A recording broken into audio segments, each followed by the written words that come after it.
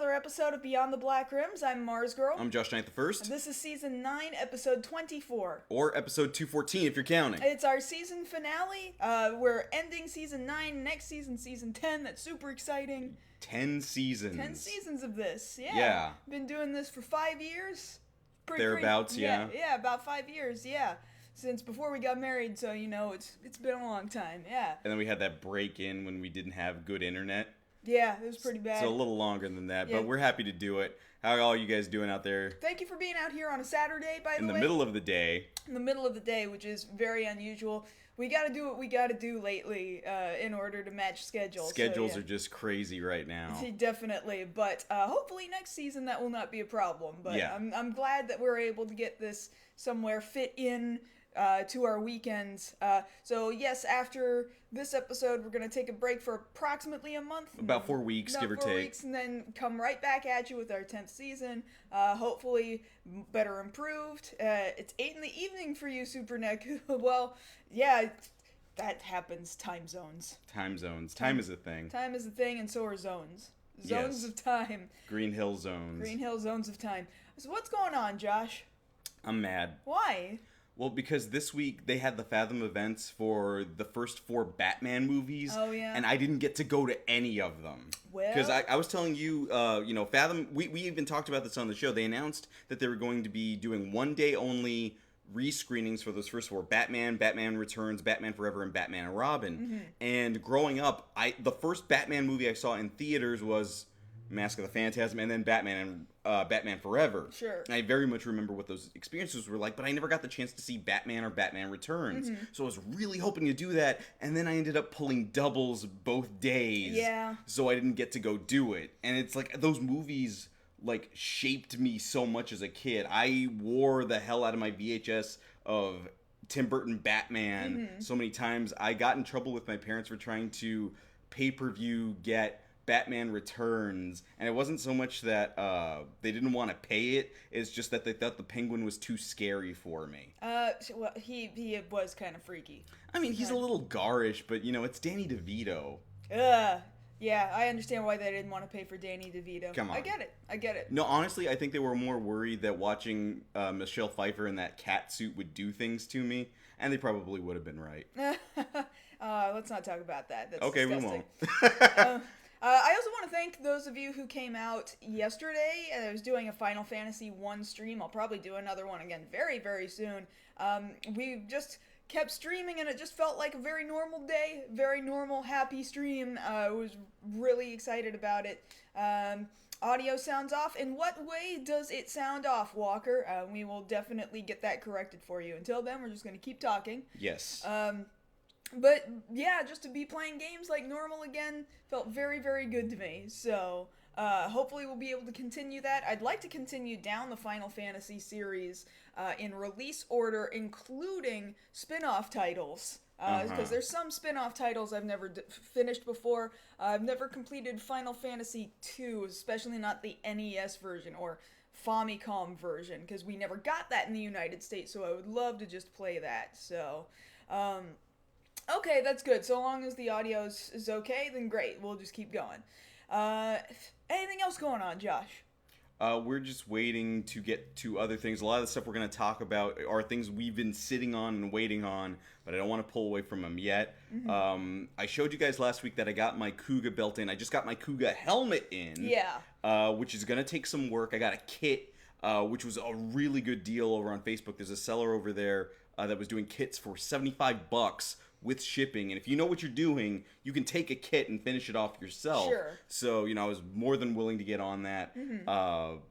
There's a couple of other ones I'd like to get to, but Kuga, really, now that we've ended the Heisei era, Kuga was the first one.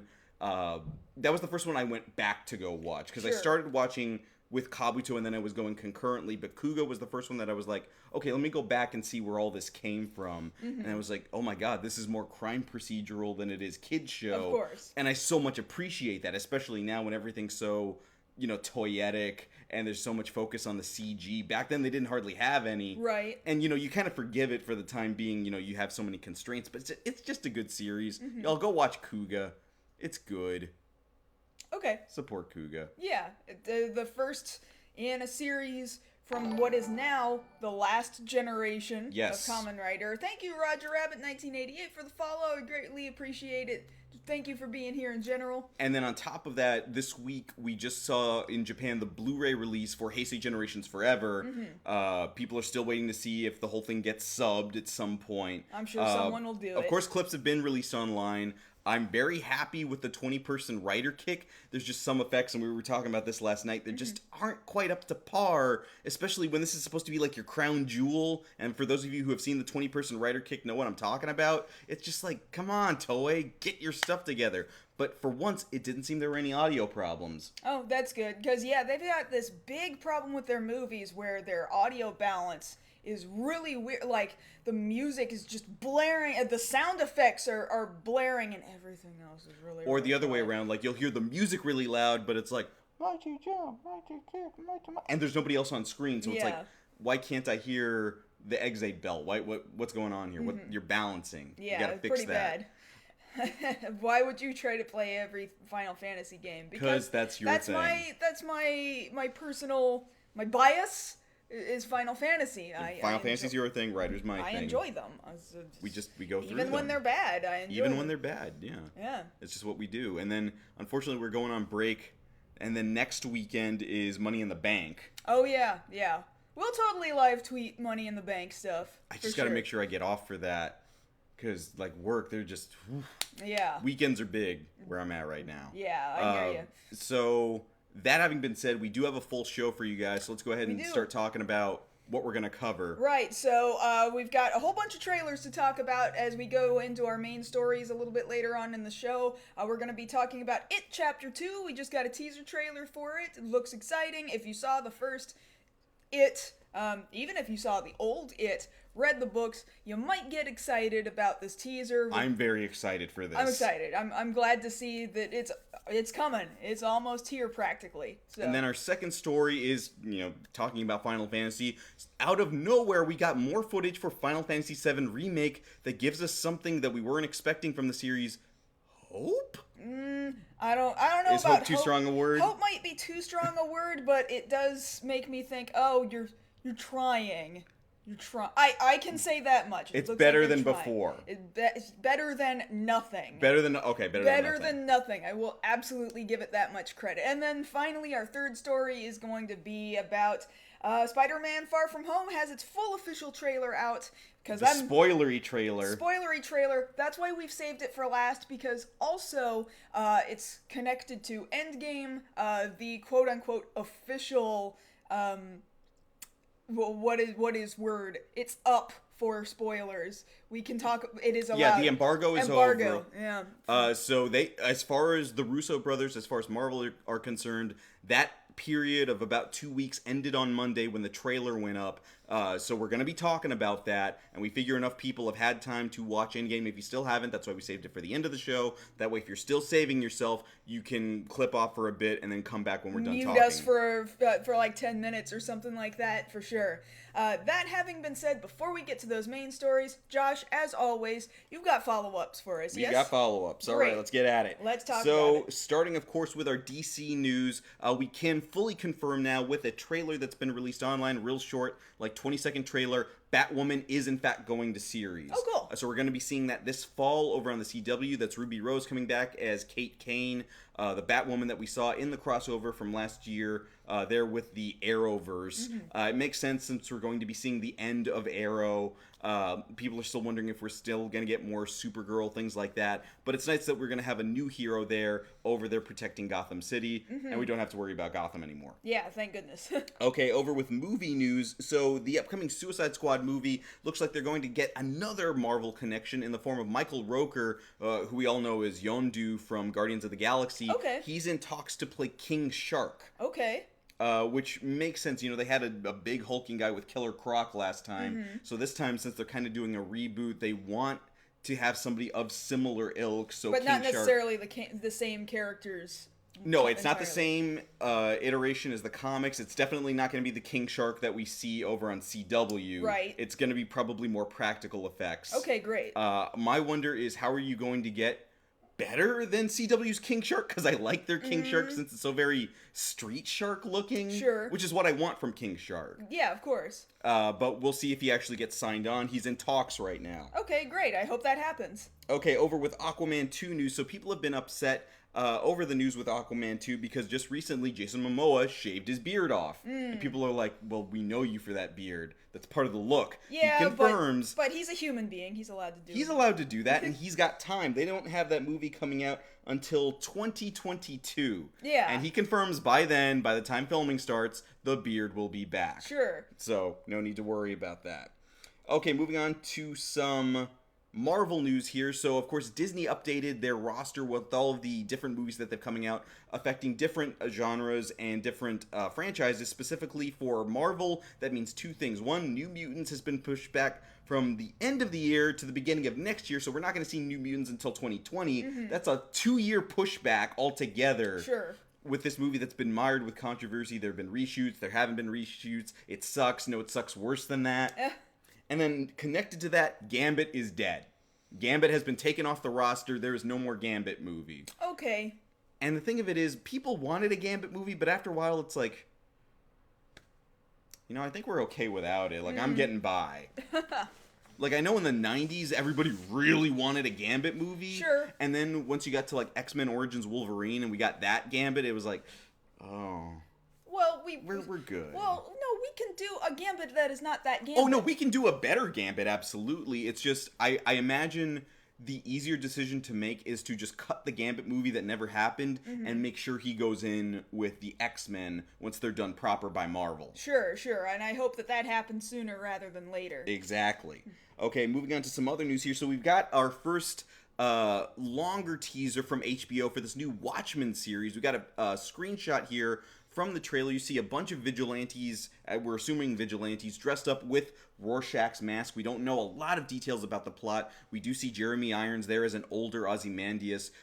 We can only speculate at this point what the plot is, but I assume based off the end of the movie, end of the comic, that Rorschach's journal has gotten out and people have found out just exactly what happened. Mind you, there is a comic series that already touches upon this. Yes, but they are not adapting that. This is not an adaptation of that continuation comic. This Damien Lindelof project is going in its own direction. So we're going to see that. We also see Don Johnson there as a sheriff trying to deal with this new threat of vigilantes. Regina King there is another vigilante there in the world of Watchmen.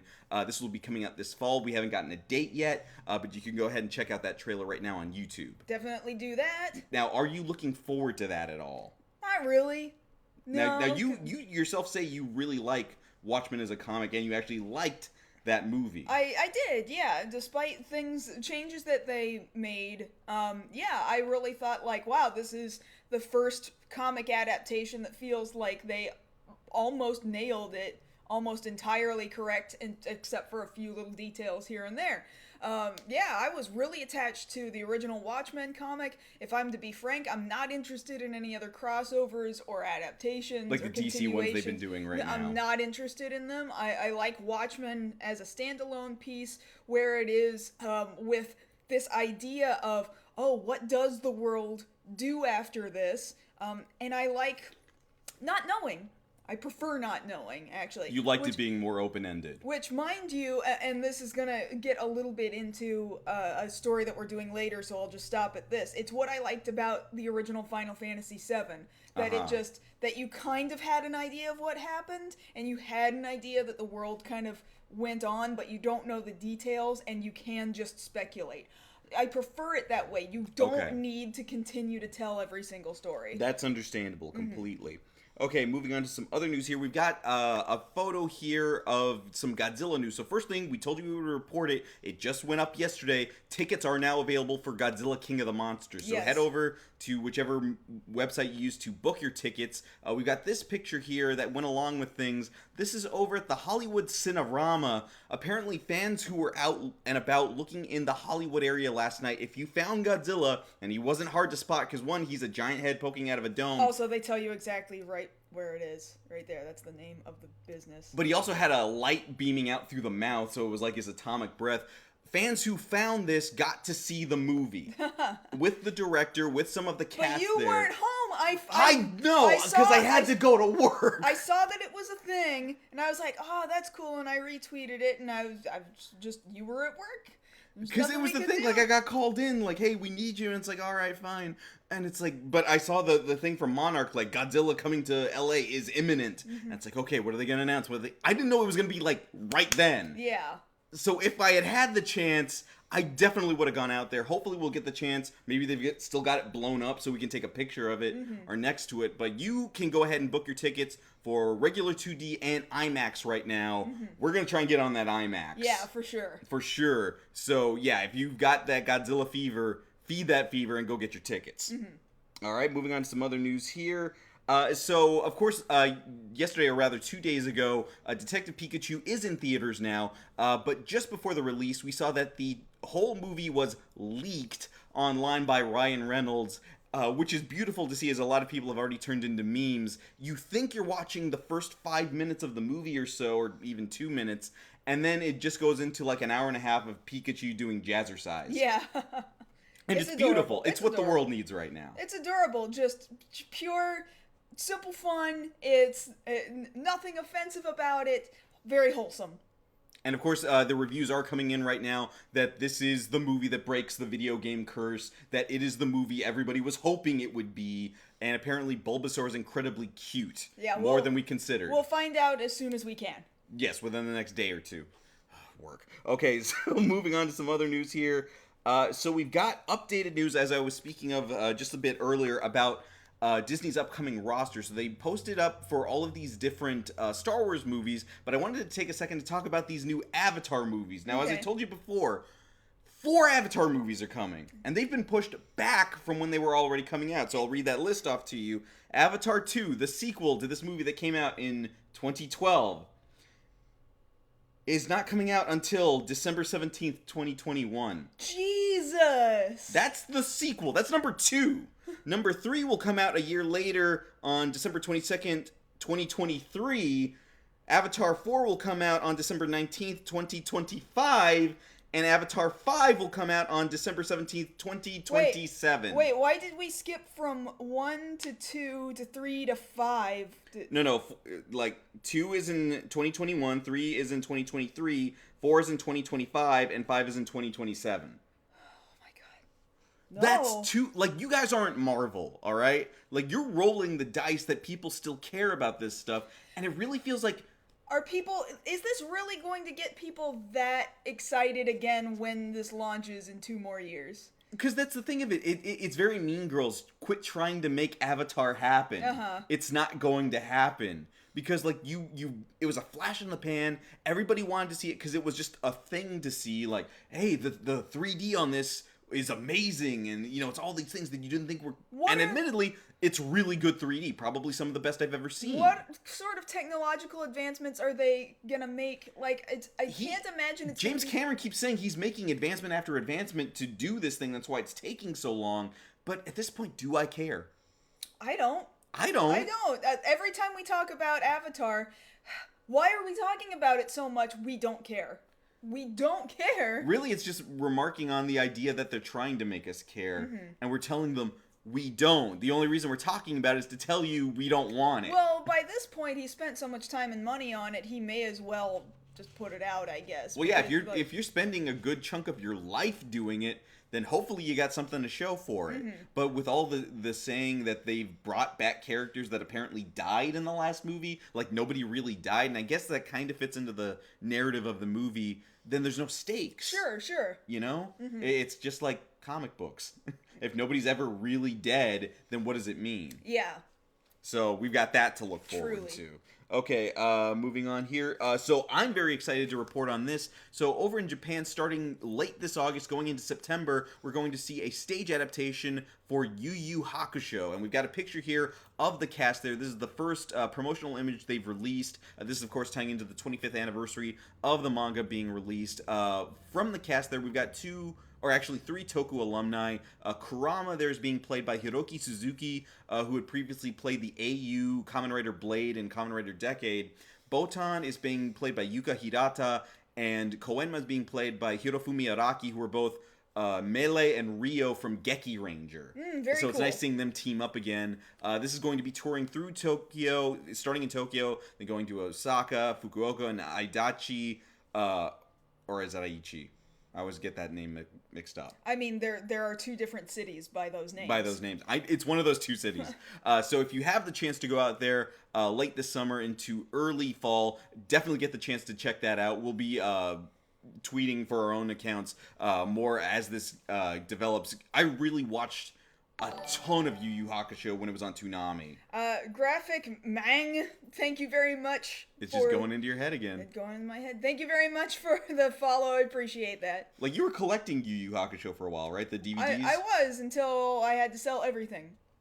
Well, now they're all in thin pack and in higher quality. They were in thin pack when I was getting them, and I had to sell them all. Okay, I'm sorry. Maybe one day. Maybe one day. Get them back. We'll see. Yes. It's okay. And we move on. All right. So we've got that to look forward to here. Over on Kamen Rider Geo news, so they're filming right now, or they're gearing up to start filming for the Kamen Rider Geo summer movie, which is currently still untitled. Right now, Toei is looking for cast, really extras, to film a large scene outside. They're looking for 1,000 extras. Okay. To film this month on the 17th. So for any of if we have any viewers in the Japan area there, definitely check that out. Japan? Yeah, in Gunma Prefecture specifically. Go out there or sign up there with Toei. Last year for Kamen Rider Build, they had 3,000 extras. Okay. For these large crowd scenes that they needed for the climax of the movie. So it's not as big as last year, but that's still a pretty sizable amount. Sure, of course. I would love to be a part of it. We know some people who have been there in the background of other Kamen Rider movies. It is possible, even as a foreigner. You just gotta know some people.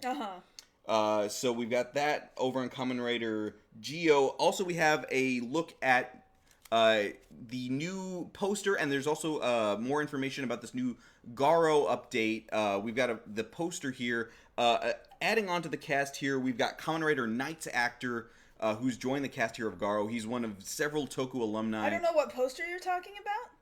I sent you the Garo one, didn't I? No, you did not send me any Garo posters. Okay, well, that's a thing. That'll be coming out later this year. This is the Raiga's storyline, so it's Koga's son, him taking up the mantle of Garo. He's already had his series, and now we're seeing more of a continuation of that character. And then the last thing to go ahead and bring up, we had already had a full story, and we couldn't fit this in anywhere else, but we do have to deliver some sad news here. The Power Rangers world did lose a little bit of light just yesterday. We found out that actor Pua Magasiva, who is most famously known as Shane, the Red Ninja Storm Ranger, unfortunately passed away yesterday. Very young, just 38 years old. Yeah. Currently, there is no known cause of death. Foul play does not seem to be one of the reasons. But just the whole of the internet is stunned at this loss. He was so young. And, notably, the first Samoan actor to take up the Red Ranger mantle for the franchise there back in 2003.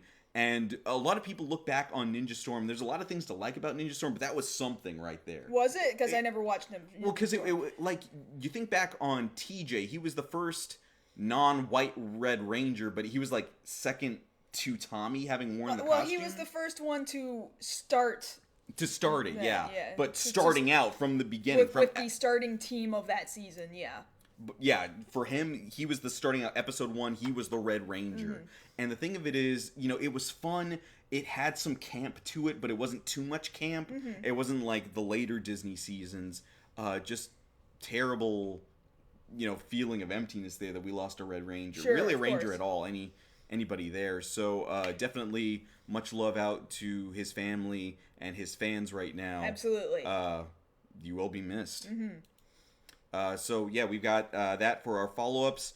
Let's go ahead and get started with our first story, which is It Chapter 2. Okay, so we got the trailer for It Chapter 2. Again, if you saw the first film, in this particular series, this was a little over a year ago, like a year and a half 2 years ago ago now. now. It wasn't a full 2 years, like a year and a half ago at this point. Well, by the time this one comes out, it'll be 2 years removed from the first one. Right, correct. So this is exciting. It's exciting because the first one was so good.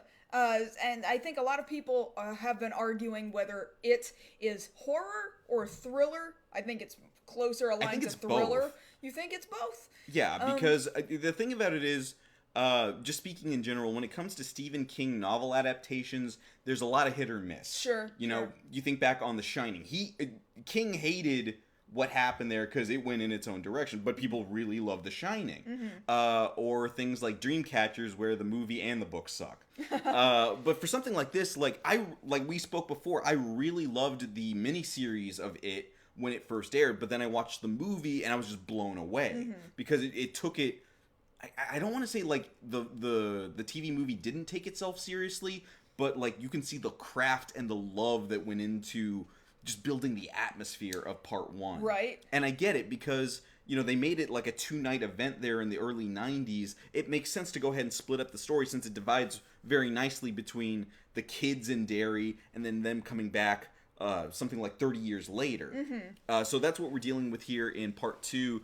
We see Jessica Chastain there as an older Beverly having come back, and admittedly, yeah, the bulk of the teaser here is dealing with her coming back to her childhood home and seeing that things are still very off in Derry. Yeah, absolutely. With the presence of Pennywise lurking around every corner. Why is it always got to be like naked old ladies with Stephen King? Like, why is that like a thing? Okay, we need something for this teaser trailer. What's the scariest thing you can think of? Top 3 answers on the board.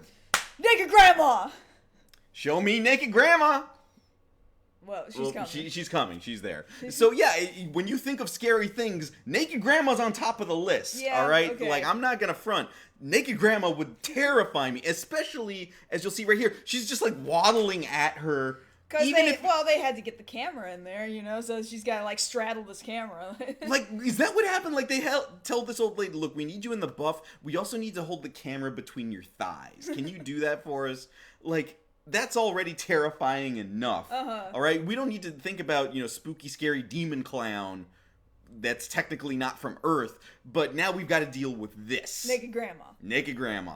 So what we've got here also is, you know, just quick shots of all the older Losers Club there coming back to Derry. See Bill Hader there as an older Richie, which I think is perfect casting. Oh, absolutely, for sure. You know, James McAvoy there as an older Bill. No shots of his wife there, but we know that she does figure into the plot. I think it's going to be really interesting to see how they handle a lot of things that the TV movie didn't touch on, such as they're actually going to do the ritual of Chud this time somehow. Oh, no kidding. Yeah, for those of you who are not familiar, they have to do some weird crap and basically get high and talk to a turtle to figure out how to beat Pennywise. And there were little like Easter eggs there in the first movie that, oh, you guys, I see what you did there. Are you gonna do that, huh? But now they're saying no, we're gonna touch on it. So it's like, oh, how are they going to introduce that here for the audience to go ahead and buy that? I'm really interested to see how that works because like the whole getting high, talking to a turtle thing. Like it didn't read very like I read it and was like whoa. I mean as a kid. that entire novel is kind of like it's less shocking. I mean there's some shocking stuff, but it's just kind of weird for the sake of being weird. And some things, yeah. Some things are not scary and more like Stephen King, why would you write this? Well, sometimes he was high. It's sometimes. That's what what I hear. He kind of like the nose candy back in the day. Yeah, that's what I've heard. Booger sugar. Yeah.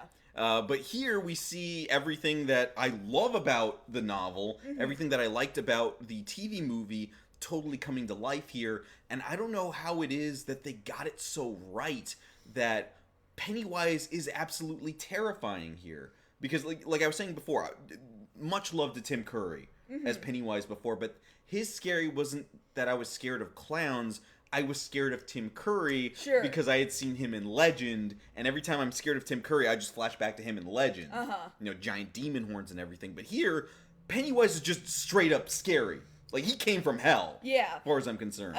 Now are we going to elaborate on the idea of he's not really a clown he's this other thing. That's what they're saying they're going to elaborate on, because usually some of that gets touched on in the first part of the novel, in earlier parts of the book, but they were really just focusing on telling this tight story with the kids. Right. So because you're going to have to do the ritual of Chud 2, we're going to get some of that here, where we explain Pennywise's origins, where he came from, how long he's been there. They touch a little bit on that when they're talking about it and looking at the book there in part 1, but here they really have to deal with it, that this thing is not not friendly, it's not from here. I don't want to.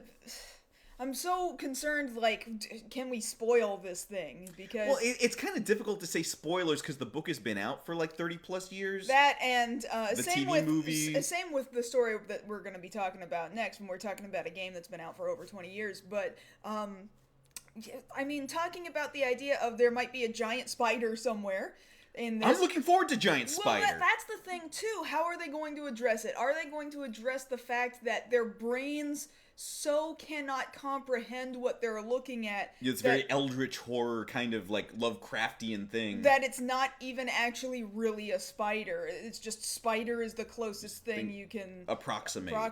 So is it really gonna be a spider, or is it just gonna be something else that we can't even comprehend? Well, because I almost hope it's that, so that it's closer to the vision of what the novel book. Originally put forth. Really, I'm hoping for giant gnarly spider, because admittedly I'm afraid of spiders. You remember we talked about this when we were on our honeymoon and we did the Harry Potter ride, not Gringotts, the other one. Yeah, it was inside Hogwarts. The one inside Hogwarts. There's the part where there's the spiders dangling from the ceiling and they tilt your seat back to where you can't move and they're coming at you.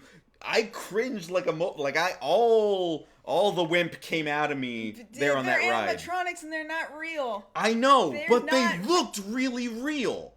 I've got some serious... There's no spiders that big. They don't exist. I know, but tell that to my irrational mind, especially when they've got it looking really real and they've got Vaseline on the fangs. And it's and I'm like, ah! Yeah, I got scared on that ride. Okay. So, but the thing about it is, very rarely am I a horror buff. I'll see a horror movie or two here or there. Sure, me too. But I want this one to scare me. That's how good it is. I want to be freaked out in my seat and being away from me and kill it. You want to do this one in IMAX? Oh hell no! I will watch the movie. I'm not doing this one in IMAX. Why? I will absolutely. I'll draft house it. I'll Dolby Cinema it. Really good sound. I don't want to see big ass spiders. One thing, IMAX size big ass spider. No. Well, you had realistic, actually there spiders. Right, big and in your face. Yeah, but that spider was about the size of me. I don't need it to be bigger than me. All right? But that one is not 3D unless we get you glasses. Why would you do that? You know I have a thing. You said you want to be scared. Yeah, but I want to control the scare to a certain degree, all right? You can't control scare. If you control scare, you're not scared. Not if it's irrational. You know you're gonna get scared no matter... I know I'm gonna get scared. Alright? I can't stop that from happening. Knowing you're going to be scared doesn't make it less scary. That's why people go to haunted houses. You know you're gonna be scared. That doesn't make it less scary when you go in there. It does for me, because I remember the last time I went into a haunted house, and they had a whole bunch of mannequins and stuff, and I pointed at them and I was like, you're a person, and I said it out loud, and he left me alone. He left me alone, and he got the person who came after me. You're just dicking with people trying to earn a living at a haunted house. Yeah, because I was like, this is the only way I'm getting through it, because if I try and tell myself it's oh my god, smell-o-vision? Yeah, I want to smell blood for 2 hours. I really want that, or smell whatever space spider smells like. It probably doesn't smell good. This is over on YouTube right now, but Arturo Garza, thank you very much for the sub. Maybe you'll see this when it goes up on YouTube later. But the thing of it is, I want to see this come to fruition. They did such a good job with the first one. Oh, smell-o-vision, naked grandma. Oh, no! You guys know I've smelled some nasty... the nastiest smell I've ever smelled is either, burning garbage or the smell of the vinegar mayo that I put on that donut. Oh, that was bad. Naked grandma has to smell worse than that. Worse than that, what if it smells like fat grandma? I don't want that either. Naked fat grandma. But this is naked skinny grandma, though. So we don't have to worry about that. Thankfully. Okay. Because naked fat grandma probably smells worse than naked skinny grandma. That's entirely I imagine. possible.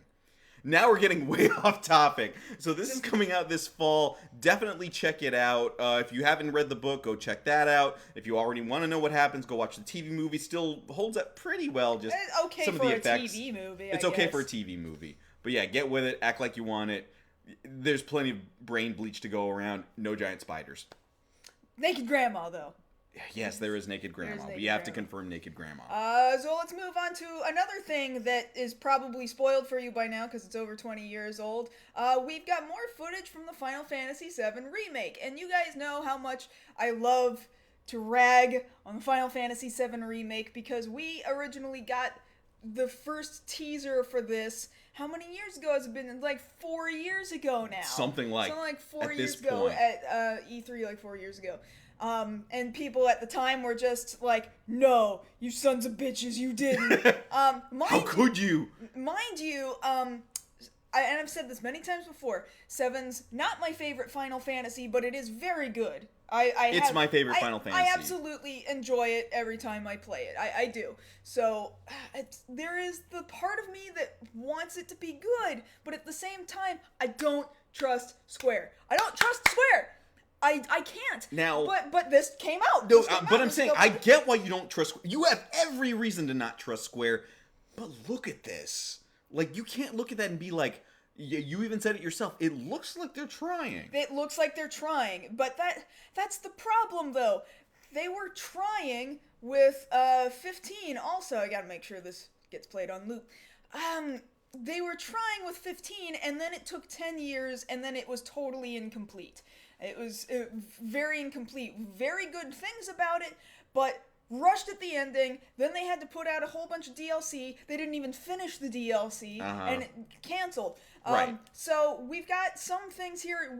We've got a vague idea with this teaser that they're showing of about how far in this chapter or episode or whatever Tetsuya Nomura wants to call it. He's like, bottom line, we're only in first disc. We're absolutely talking about the original release on PlayStation. This is first disc territory. Yeah, remember this was a 3-disc game. Right. This narrative goes, you can see as far as sewers. So you've gone through Wall Market, you've cross-dressed Cloud, you've gotten him to interrogate Don Corneo, he drops you into the sewers, and then you fight. You see here in this clip, you see the boss sewer monster that you fight after that, which means we should see Tifa by now. That's the biggest complaint. Tifa herself was trending on Twitter for not being there because people are like, where the hell's Tifa? Where's my best girl? Yeah. Now, admittedly, whichever argument you're on, who is best girl, Aeris or Tifa. And mind you, is the professional opinion of this show, we pronounce it Aeris. I understand people spell it Aerith, but... And so does the trailer. But you know what? I'm gonna say Aeris, and y'all gotta deal with it. Mm-hmm. But the thing of it is, like, yeah, I wanted to see where Tifa was, because she should be there. She's, like, such an integral part of this franchise. And yeah, I get it. We see Barrett. Barrett's looking great. We see Cloud. We see Biggs gotta glow up. Yeah. Like, what's up with that? Jessie. And Jessie. No Wedge, though. But it's like, where the hell's Tifa? Yeah. Like, it's this concerning. is hard. It's concerning. Also, like, they're showing down at the bottom of the screen, like, this is still in production, stuff may change, blah, blah, blah. But it was the thing you were saying last time is, like, show me gameplay. This looks like gameplay. Well, part of it looks like gameplay, but it also looks like pre-rendered gameplay. True. If you understand my meaning. No, I get what you mean. Like, I get what you mean. It does not look this like is gameplay for the commercial. Yeah, it looks like gameplay specifically made for a commercial. It does not, in my opinion, it doesn't look like something I could just pick up and play. It really doesn't. I mean, you can see some running. Okay, so you can see some running. That's fine. We're seeing a whole lot of cutscene. Yeah. A lot of cutscene.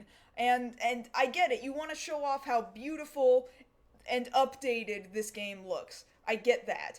We got English. We got voice acting. It's English voice acting. Is there a Japanese version of this trailer?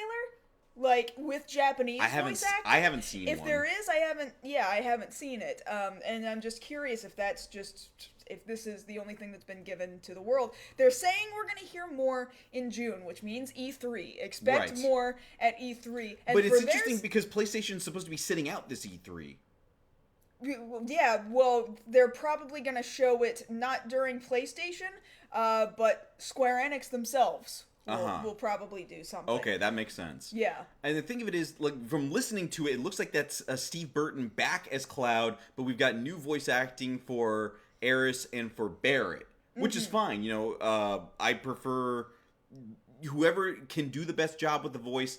Great, and he sounds more relaxed as Cloud this time, and not as stiff as Advent Children. And even I have to admit that dub is not great. Yeah, it's not. I don't think it's great. Another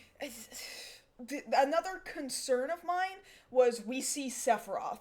Yeah, that didn't make... Why Sephiroth's not there? Why do we see Sephiroth? Sephiroth is supposed to be this vague voice. We don't really know who's talking to us. Yeah, we've got this disembodied voice in Cloud's head, and he just kind of gets those headaches.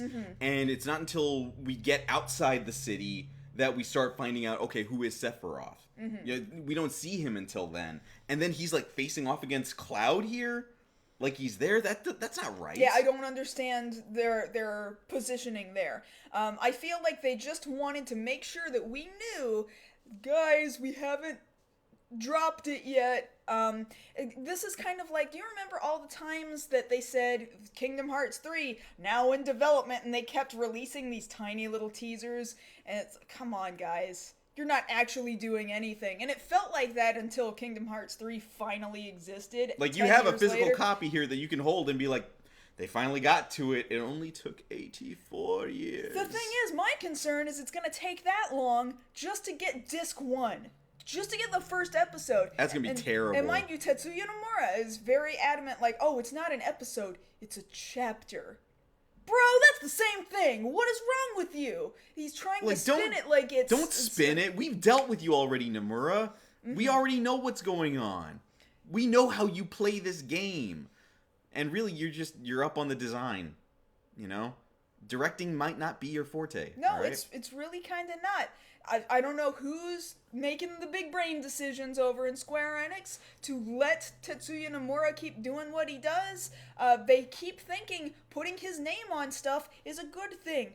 It's not anymore. I'm sorry, it isn't. And I realize Nomura did work on Final Fantasy VII originally, but he did it under the tutelage of Hironobu Sakaguchi. Exactly. And you don't have that guy anymore. No, you don't. So, I still have concerns. Cypher. Oh, that's Chris. Oh, he gave me a Patreon pledge. Aww. Very nice, Chris. I haven't been charging my patrons in a while, though, so we'll see how that goes. Oh, nice gesture, all the same. In any case, I don't know. I see things that I like about it, but I don't see enough to tell me that there is actually a game that's really coming. If I'm to be straight up honest with you. I mean, I'm not gonna lie and say I wasn't jazzed that it didn't give me the fizz to see Cloud doing cross slash. Oh sure, cross slash is very cool. But I gotta admit, like, okay, so where's the rest of it? Because for as much as they're giving us, you know, the eye candy, by this point I'm too jaded to not see, okay, if you're giving me a lot of candy, does that mean I'm not getting dinner? Because if you're giving me candy and you're supposed to be giving me dinner, like, I want to have dessert, but if you're giving me a lot of candy up front, that means you're taking a lot longer in the kitchen than you should be. Like, that's how it was with Kingdom Hearts 3. Yeah, absolutely, I agree. It took too long for Kingdom Hearts 3 to come out, and it's okay. And need I remind you, if I want to see a realistic-looking Cloud doing cross-slash whenever I want, I've got Smash. And Advent Children. Well, it's not realistic in Advent Children, and you know that. It's not realistic in Smash, and you know that. Yeah, but at least it looks closer to the original game in Smash. That's true. Which is what I'm after. You're playing the original music, and you see materia flying around. Yeah, and you see the reactor there in the background. You remember how happy you were to see those summons? Yeah, that's Smash is currently the best version of the Final Fantasy VII Remake we have. It is. It really is. Hands down. And we're waiting on you to pick up the ball and run with it, Square, because the thing about it is, you did this already. You know what the world is supposed to look like.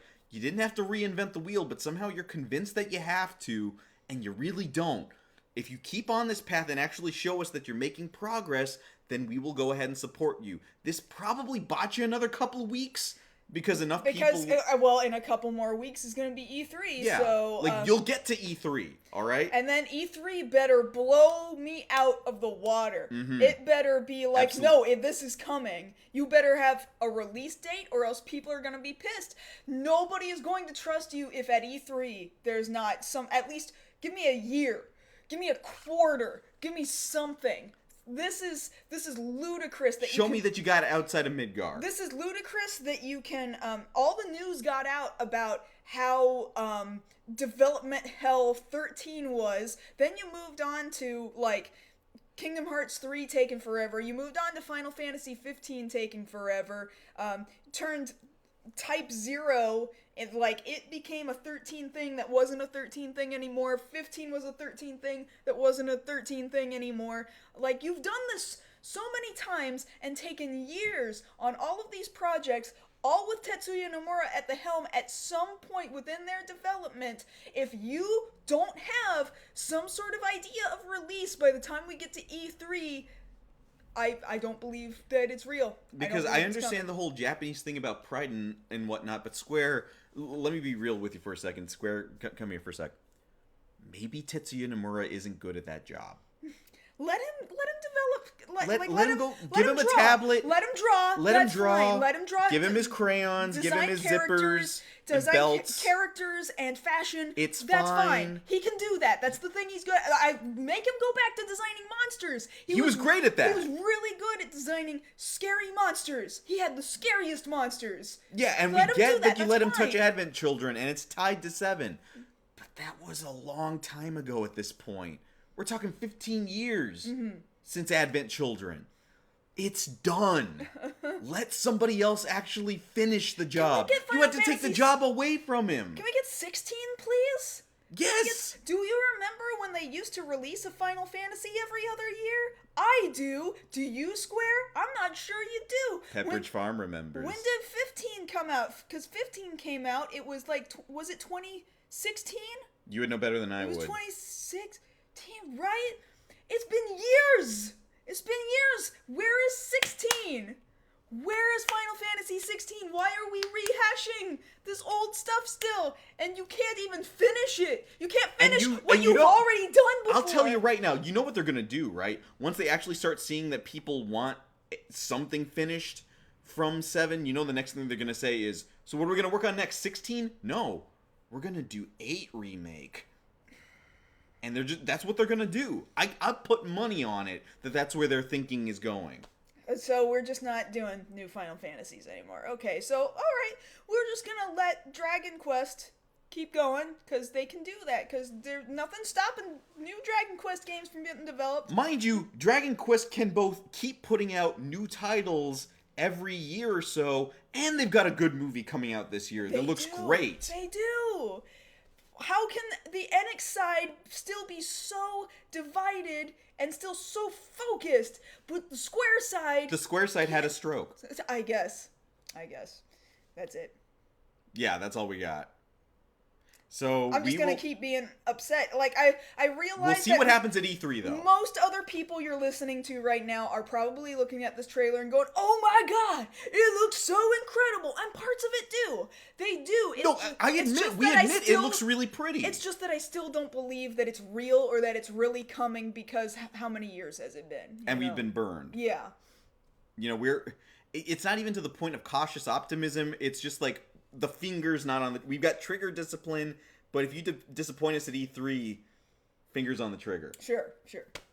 So yeah, that's where we got All there. right, better stop. Okay, so we're giving enough time right now so that for those of you watching who still haven't seen Endgame, go ahead and turn off now, because we're going to go start talking about Spider-Man Far From Home, which does involve spoilers. So much to the point that Tom Holland had to record a little thing to put in front of the trailer to let people know, if you haven't watched Endgame, don't watch this yet, otherwise you're going to get spoiled. Sure. All right, so I'm going to count it out. 5, 4, 3, 2, 1. That's it, and now we're into the territory. So here we have that disclaimer from Tom Holland. And yeah, the thing of it is, this takes place, as we've been told several times already, immediately after Endgame. Yes, right after Endgame. Which, again, I find interesting that it seems like his whole school was gone and came back, I guess, because they're all the Okay, same so age. I don't one of the understand. things that has to be addressed is the fact that, according to the directors, according to the Russos and Tom Watts, the entirety of Peter's class and Aunt May, unfortunately, were victims of the snap, of Thanos' first snap in Infinity War. And now, thanks to Endgame, that's all been undone. So 5 years have passed due to all of that happening and what it took to get it undone. So now everybody's back, and they're going to be continuing on with their education. And one of the things that's nice for them is that they get to go on their own little European vacation. Unfortunately for Peter, he's having to deal with the aftermath of Endgame and what it took to finally defeat Thanos. Right. The biggest thing being, and they tell you this right up front, the unfortunate passing and sacrifice of Tony Stark. Yes. And we can't really talk about this without talking about how major that was. We'll circle back around to it. But the biggest thing now is that Peter now has to kind of step up because the world expects there to be a Iron Man tier hero in the world, and Nick Fury's basically telling him, it's you now. Do we believe as an audience that Spider-Man is an Iron Man tier hero? Well, because the thing about I'm it not is, sure in I the do yet. I think he's a great, fun build-up character. Yes. I don't know that he's Iron Man tier yet. Now, the biggest thing to that is that there's a new threat presenting itself in the form of the Elementals. We've got Molten Man and Hydro Man, who apparently have come from another dimension, and this information is relayed to us thanks to this newest character, Mysterio, real name Quentin Beck, who's being played by Jake Gyllenhaal, who says he's from an alternate dimension. Now, there's already a clip online of him meeting Peter for the first time, so they're starting to let this stuff come out since we don't have that long until the movie comes out at the beginning of July. Now, for those of you who have seen any sort of Spider-Man animated series or read the comic books, you know that Quentin Beck traditionally was a special effects artist who uses a lot of trickery and images to make people think that he's stronger than he is. Sure. So immediately when he says he's from another dimension, I call bull. You think he's from here? No, I think he's from here. I think he's, just like the first movie set up, like Homecoming set up, he's appropriated alien technology to go ahead and make this suit for himself and to give off the guise that he's from another dimension. Because after all the events of everything that's happened in the Marvel Cinematic Universe, really it's not that hard to tell people I'm from another dimension, look at my powers, and be like, yeah, I'd buy that. I mean, aliens came out of this portal. Makes it easier to lie, you think? Exactly. So he can get away with it a little bit longer, so long as he's got enough technology backing up and he makes it look convincing enough. Sure, of course. Because that's his whole MO. My whole thing about it is that's going to be real big for the end of the movie, because knowing Peter and, how much of, one, he's a science geek, so he already loves hearing about this stuff, but two, if he hears about multiple timelines, multiple dimensions, if it was me, I wouldn't think for a second, there's got to be some way I can use this to see Tony again. And once he finds out that it's fake, oh, that would tug at him, yeah. it would kill him, and then he's going to want to kill Beck. Oh, that would be... I think that's the arc right there. Yeah, because we are going with the idea that Mysterio is going to turn bad guy. We're just assuming based off his character. Now, Marvel has said, we wanted to play up an interesting dichotomy here, because opposed to Tony being the mentor dad, we wanted Mysterio to be like the cool uncle. Okay. And also relating to that, as far as Peter dealing with father figures, Fury is now the new no-nonsense stepdad to Peter. And admittedly, that's reflecting a lot of what was in the Ultimate comics. Their relationship between the two of them was always very tenuous up until Peter's death in the comics. Right. They're in the Ultimate line. So it's great to see them all playing off each other here. Beyond that, I really think that they're going to be upping the stakes here, that they want to show that Peter can handle things more capably than even he's aware. Because, he's trying to give that excuse of like, well, why didn't you call somebody else? Captain Marvel, call Thor. And then, Fury's response to that, you've been to space. Please. I think, do you think this is the first in what is going to be a stage or a wave of Marvel kind of building, again, from start from nothing and then build and build and build. As far Well, as that's various movies are concerned, that's the building other up into- argument is that it's one of two trains of thought on there. Either one, Beck is lying, or two, he's telling the truth, to which people have already thought ahead because of movies we just had this past year and thought, well, if there's a multiverse and they've introduced a multiverse and we've got Peter, live action Into the Spider-Verse. We can introduce live action Gwen and Spider-Man Noir and maybe even find a way to get back Tobey Maguire and Andrew Garfield at some point. You know, make that happen, which would blow people's minds. People have been asking for that. I don't know. I feel like that is asking for too much. I think that's far more fan theory than reality, which is not to say it would not be cool. I do, however, think that it's too much.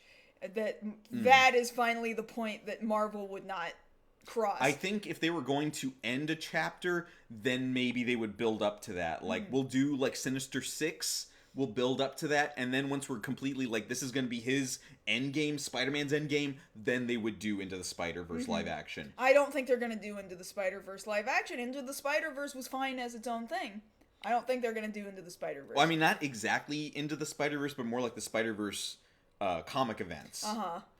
And the thing about it is, people are thinking that Beck is lying because he very distinctly says, this is Earth 616, which, if you know your comics lore, that's the distinction for the main continuity Marvel line. But Marvel themselves have given the cinematic universe their own numerical distinction, and it's not 616. So to say that it's 616 is kind of a meta joke or reference in there, which is like, Marvel, you know what your own numbering system is for which world is which.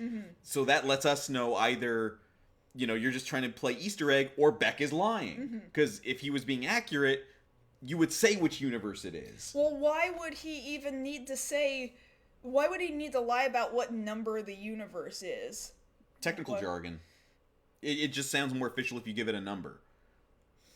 But then that's going to throw audiences off if he, like, never explains it later about lying about the technical jargon, about what number this universe is, or is it... See, that's the thing. That's like if he's confronting Beck later on and Peter tells him, well, what do you mean, aren't we Earth 616? He's like, man, I just made up a number. It doesn't matter. It's all the same. And, you know, you see potentially, again, this is my fan theory, you know, Peter dealing with, you lied to me. You gave me hope. You were... I looked up to you, which is the whole thing that they're playing with Peter here in the Marvel Cinematic Universe, is that he's always looking up to somebody. You know, he needs somebody to look up to, and hopefully it's the point that at some point he'll realize he doesn't necessarily need to look up to somebody. He can be that person for himself. So when I was talking about, like, a build-up, I don't mean just Spider-Man. I mean Marvel in general. We're building back up. Like, we've already had this big release with Endgame. This big emotional, visceral release. And then now we've got to start back from the bottom because, like, it's already the #1 grossing movie of all time. So, starting with Spider-Man, we have to start from nothing again. We need to build Marvel back up and up and up. Violet1022, thank you very much for the follow. So we gotta build back up, the excitement back up from nothing. Are we about to see a brand new arc over a span of even more years, up to another really big build-up 10 years later? Hopefully so. Now, they've said this is the actual end of this phase of Marvel. Sure. It wasn't Endgame, it was actually this, because it's like, you deal with all the emotional impact of Endgame, and this is like the palate cleanser. The denouement. Exactly.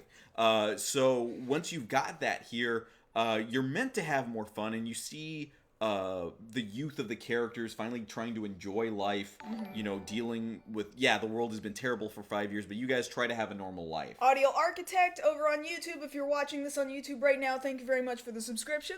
But it's the thing, like, Peter, it's one of the tenets of his character, Peter can never have a normal life. Sure. Now, that doesn't mean I want to see him get crapped on all the time. That's not what I want, Marvel. I want to see Peter have some good moments, you know? Absolutely. And we got one important one there in Endgame, towards, you know, he finally got the hug from Tony. Yeah. And that meant the world. Well, we get to see him do some normal things, be with his friends, be with the girl that he likes here in this teaser, too. And hopefully there's just more moments of him not having his life get crapped on.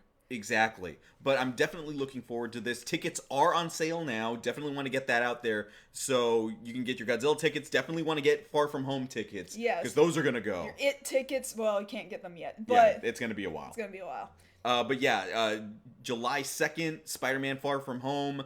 Get with it. Everybody wants it because at this point we got to see if he can take up the mantle and be more than just a friendly neighborhood Spider-Man. Let's just have another relieving movie, and I feel like that's what Spider-Man has been after really big. Well, because I remember you used to say First Avenger was your favorite Marvel movie until you saw Homecoming. Yes. And now Homecoming was your favorite. I didn't say that. Oh yeah, now Homecoming was But would you say that Endgame took over Homecoming, or Homecoming still does it for you? It's still yeah. Okay.